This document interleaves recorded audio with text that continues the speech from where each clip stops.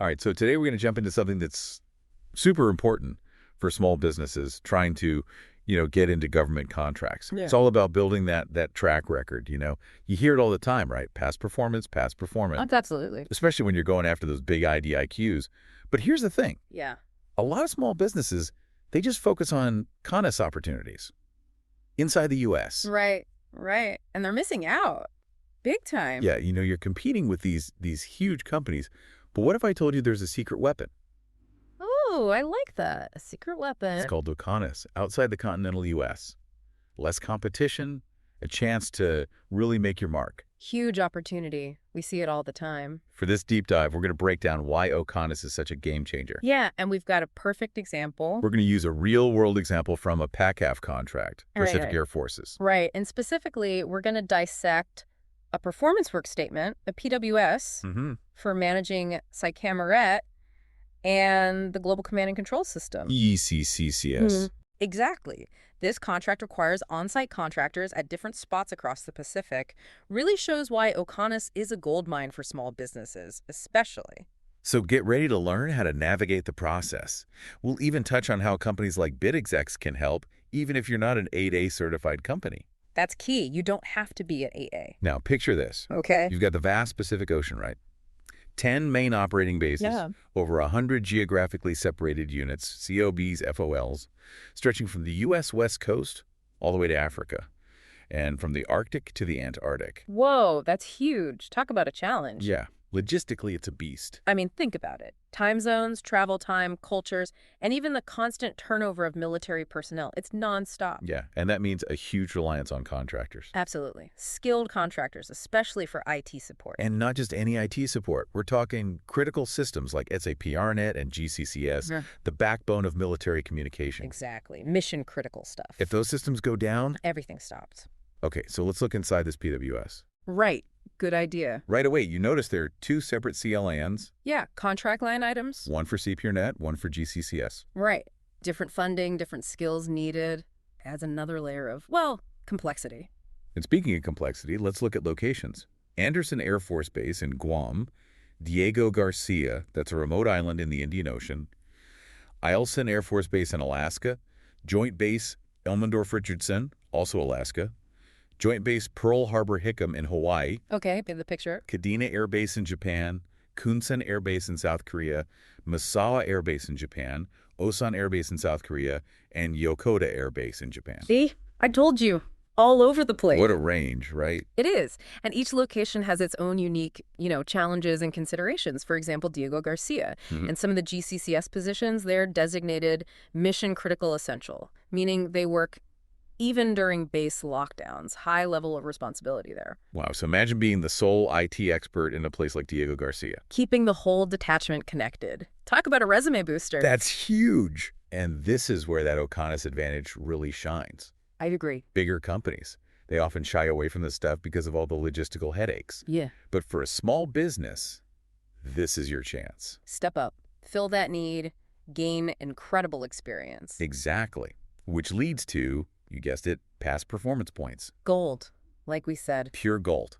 So even if you're not 8A certified, Don't write yourself off. OCONUS contracts can be your ticket to building a solid track record. Show the government you're a reliable partner. Now let's dig into this PACAF PWS.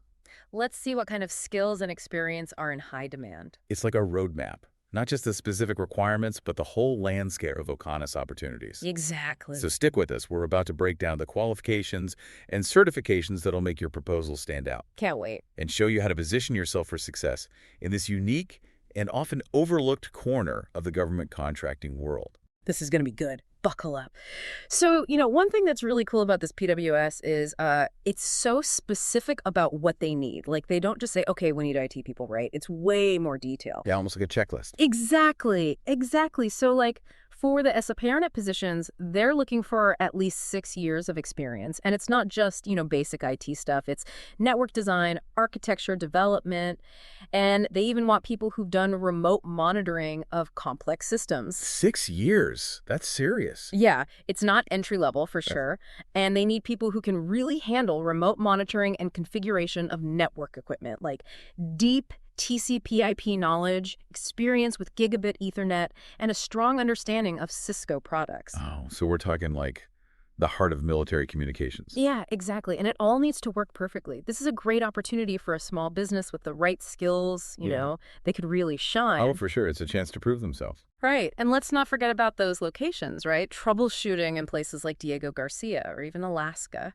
Limited resources, different cultures. You got to be adaptable. Yeah, resourceful, able to think on your feet. Small businesses are usually great at that. Totally. And remember those mission-critical essential positions we talked about? Like the engineer in Diego Garcia, they got to be a real jack of all trades. I was just thinking about that. Handling an IPRNet and SIPRNet, it's a lot. It is. They support everything from basic user connections to secure video conferencing. Wow. And a lot of times they're working alone, no backup. It's a huge responsibility. Yeah, definitely not for everyone. It takes a special kind of person. And speaking of skills, this PWS actually says they need someone with experience managing Microsoft servers, supporting office automation products, and even a bachelor's degree. Okay, so pretty high bar. It is. They want someone who can handle anything. So we talk about SIPRNet. What about the GCCS administrators? What are they looking for there? So for GCCS, you absolutely need a solid understanding of the GCCS operating environment.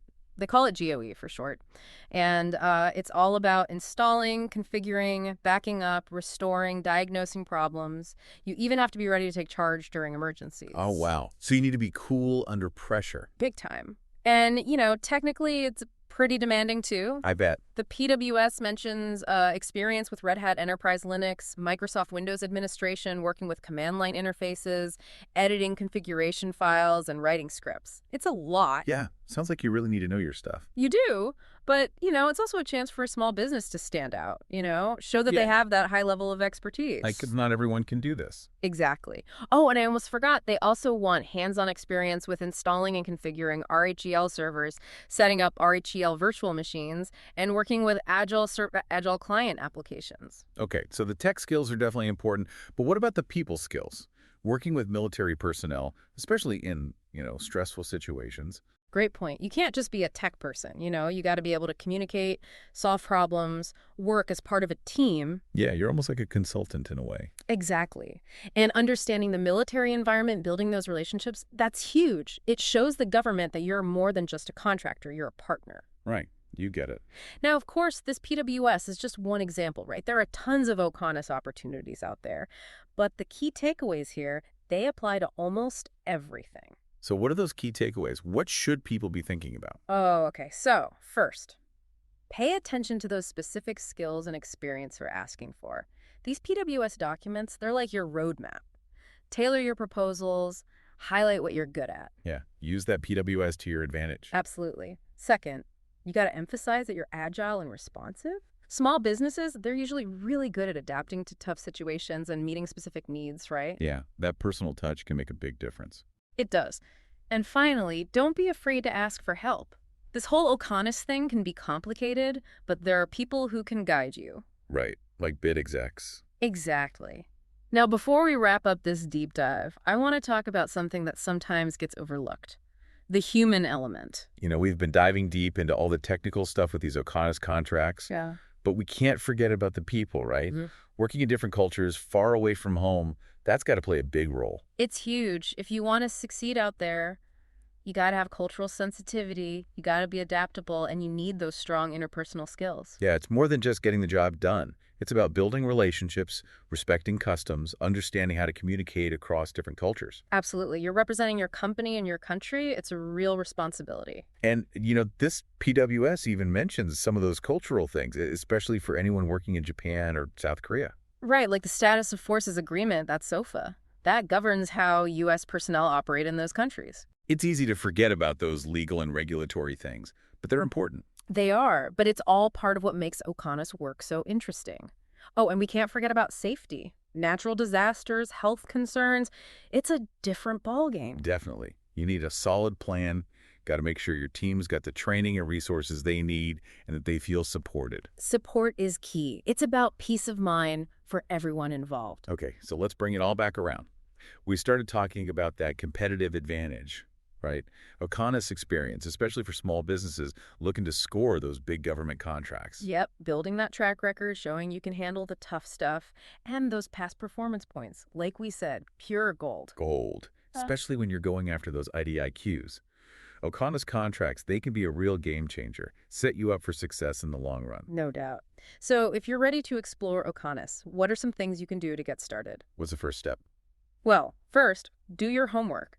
Find out which agencies are awarding those OCONUS contracts, read those PWS documents, see what they need. Yeah, figure out where your company fits in. Exactly. Second, network.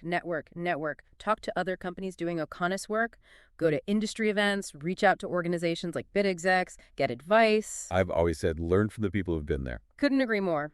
And finally, don't be afraid to jump in. OCONUS work, it's challenging, but it's also incredibly rewarding. It is. You're pushing boundaries, building a reputation, contributing something bigger than yourself. Absolutely. So to all our listeners out there, explore your OCONUS potential.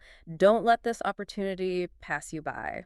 The rewards are definitely worth it, and with the right prep and support, it can transform your business. That's the truth. Be sure to check out the show notes for resources, info about bid execs, other organizations that can help you on your way. Until next time, keep diving deep, keep exploring. There's a whole world of opportunity waiting out there.